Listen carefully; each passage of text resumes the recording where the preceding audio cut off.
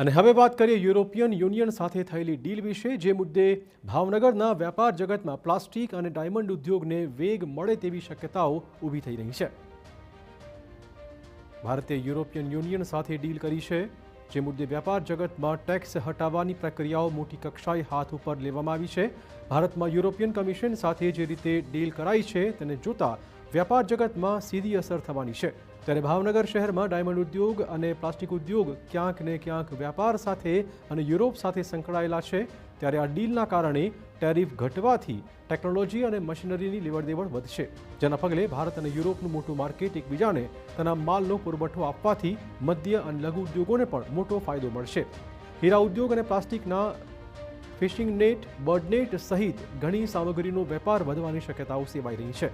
ત્યારે વેપારીઓનું માનવું છે કે આ ડીલ ભાવનગરના વેપાર જગત માટે ગેમ ચેન્જર સાબિત થશે.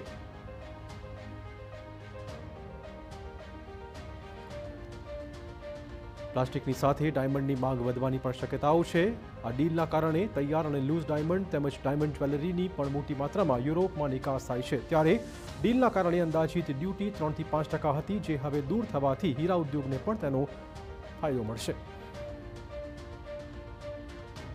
ઉદ્યોગો ખાલી પ્લાસ્ટિકની તમામ ઉદ્યોગોને જે આપણે ઇમ્પોર્ટ અને એક્સપોર્ટની જે વસ્તુઓની આપણે લેતી દેતી થાય તેમાં ઘણો જ ફાયદો થશે.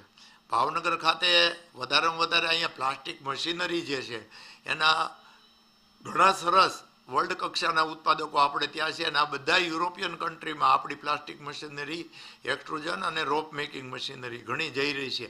એને વિશેષ ફાયદો થશે એવું મને લાગે છે. હીરા ઉદ્યોગ ઓલરેડી 3 વર્ષથી મંદીની પરિસ્થિતિમાંથી પસાર થઈ રહ્યો છે.